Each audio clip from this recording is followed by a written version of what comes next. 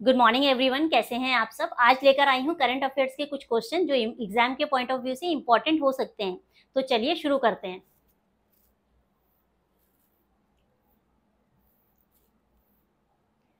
पहला क्वेश्चन क्या है? सबका साथ, सबका विकास, सबका विश्वास और सबका प्रयास नरेंद्र मोदी के चुनिंदा भाषणों वाले 2 खंडों का विमोचन किया है। पूछा ये जा रहा है कि ये जो है सबका विकास, सबका साथ, सबका विकास, सबका विश्वास और सबका प्रयास, ये बुक लॉन्च की गई है। तो किसने उसका विमोचन किया है, किसने लॉन्च की है? किसकी बुक है ये? नरेंद्र मोदी के चुनिंदा भाषणों वाले 2 खंडों का विमोचन किया गया है। तो किसने किए?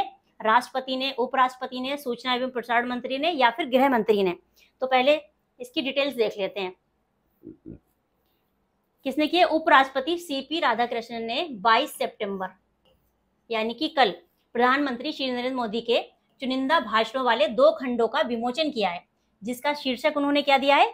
सबका साथ, सबका विकास, सबका विश्वास और सबका प्रयास। ये उन्हें उनका शीर्षक दिया गया है। इनमें प्रधानमंत्री के दूसरे कार्यकाल के चौथे और 5वें, ध्यान रखना है, दूसरे कार्यकाल के चौथे और 5वें वर्ष को शामिल किया गया है, जिसमें 2022-23 के दौरान जो 76 भाषण और 12 मन की बात की गई थी उसमें, और 2023-24 के दौरान 82 भाषण और 9 मन की बात जो की गई थी उनसे संबोधन शामिल है, और जिन्हें 11-11 विषयगत खंडों में संकलित किया गया है। तो 2 पुस्तक का विमोचन किया गया है। वो जो 2 पुस्तक है वो किससे रिलेटेड है? मोदी जी के जो 2 भाषण 2 साल के, कौन से? दूसरे कार्यकाल के चौथे और 5वें। ये ध्यान रखना है, कौन से कार्यकाल के? दूसरे कार्यकाल के चौथे और 5वें वर्ष को शामिल किया गया है। और पहले में कितने थे? 76 भाषण और 12 मन की बात थी, और दूसरे में कितने थे? 82 भाषण और 9 मन की बात थी। उनका जो संबोधन था उसको शामिल करके 11-11 खंडों में बांटा गया है और उसे संकलित किया गया है। तो ये पुस्तकें उन्होंने क्या बताया कि विचारों की स्पष्टता, दूरदर्शी दृष्टिकोण, समावेशी शासन के लिए उनकी प्रतिबद्धता दर्शाती है। तो आपके लिए यहाँ पर क्या इंपॉर्टेंट हो जाता है कि ये बुक किसने लॉन्च की है, कौन सी बुक लॉन्च की है? सबसे पहले नाम पता होना चाहिए, सबका साथ, सबका विकास और सबका विश्वास और सबका प्रयास। ये बुक का नाम दिया गया, टाइटल दिया गया है। किसने लॉन्च की है? उपराष्ट्रपति, जो अभी अभी उपराष्ट्रपति बने, सीपी राधाकृष्णन जी ने। कब की है? 22 सितंबर को की है। इसमें क्या दिया गया है? इसमें नरेंद्र मोदी के चुनिंदा भाषणों वाले 2 खंडों का विमोचन किया गया है, जिसमें 11-11 विषयगत खंडों को संकलित किया गया है। इतना आपको याद रखना है। तो इसका राइट आंसर क्या हो जाएगा? सीपी राधाकृष्णन जी, जो अभी उपराष्ट्रपति हैं। तो ऑप्शन क्या? ऑप्शन के अकॉर्डिंग आपको टिक लगाना है। अगर उपराष्ट्रपति है तो उपराष्ट्रपति, अगर नाम दिया गया है नाम के अकॉर्डिंग। नेक्स्ट क्वेश्चन देख लेते हैं।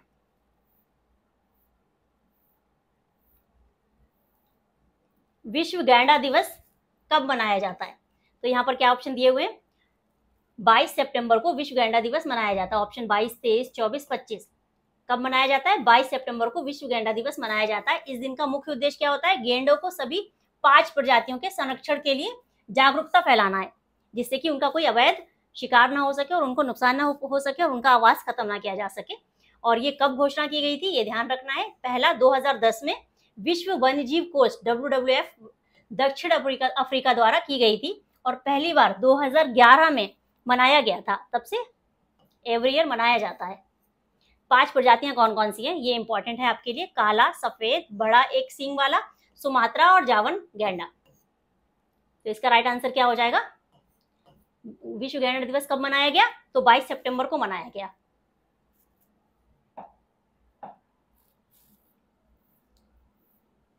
नेक्स्ट है विश्व अल्जाइमर दिवस कब मनाया जाता है? क्या है कि विश्व अल्जाइमर दिवस कब मनाया जाता है? 21 सितंबर को, 22 सितंबर को, 23 सितंबर को या फिर 24 सितंबर को? तो कब मनाया जाता है? ये मनाया जाता है 21 सितंबर को। तो अभी देख लेते हैं इससे रिलेटेड। ये है क्या? एक बीमारी है जिसमें व्यक्ति धीरे धीरे भूलने लगता है। तो क्या है? हर साल 21 सितंबर को अल्जाइमर रोग या डिमेंशिया, जिसमें इंसान धीरे धीरे अपनी याददाश्त खोने लगता है, उसके प्रति जागरूकता बढ़ाने के लिए मनाया जाता है, जिससे कि जो लोग इस बीमारी से जूझ रहे हैं वो अपने को अलग थलग महसूस ना करें। तो इसीलिए जागरूकता बढ़ाने के लिए ये मनाया जाता है।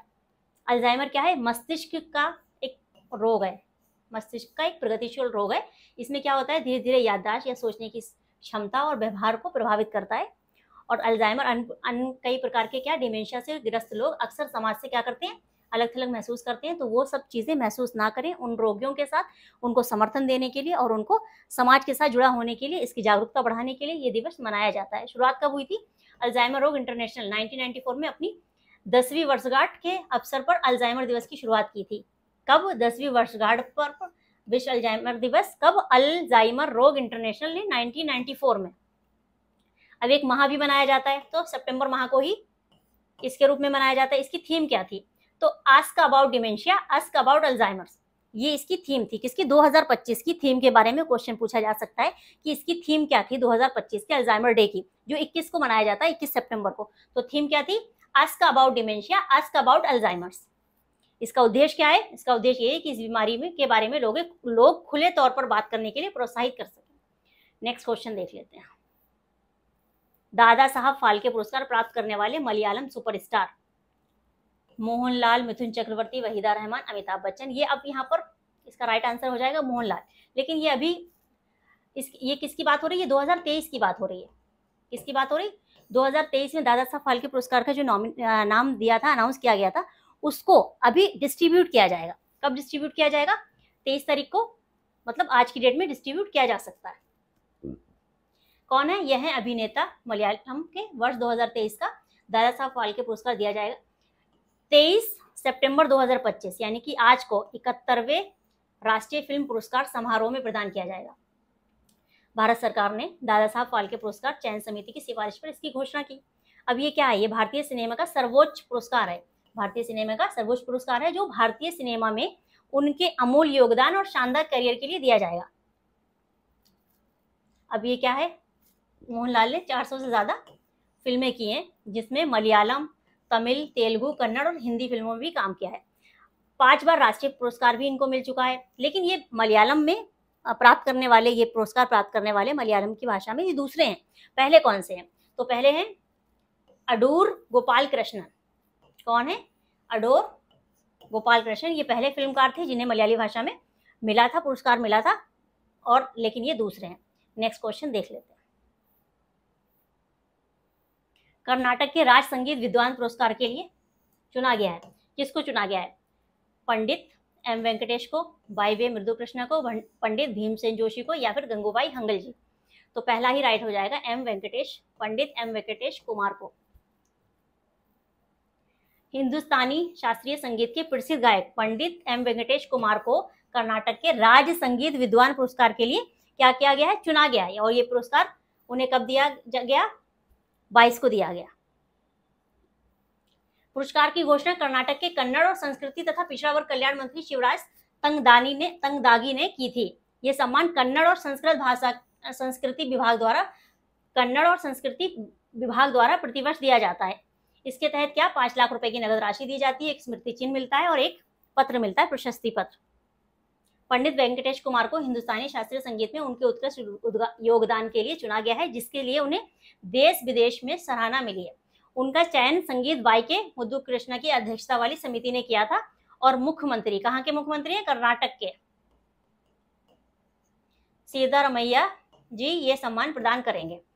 पंडित वेंकटेश कुमार किराना और ग्वालियर संगीत घरानों के गायकी के रूप में जाने जाते हैं। तो इसी के साथ आज की क्लास को यहीं पर क्लोज करते हैं। आई होप आपको इससे कुछ हेल्प मिले। ऐसी ही क्लास को देखने के लिए चैनल को सब्सक्राइब करें।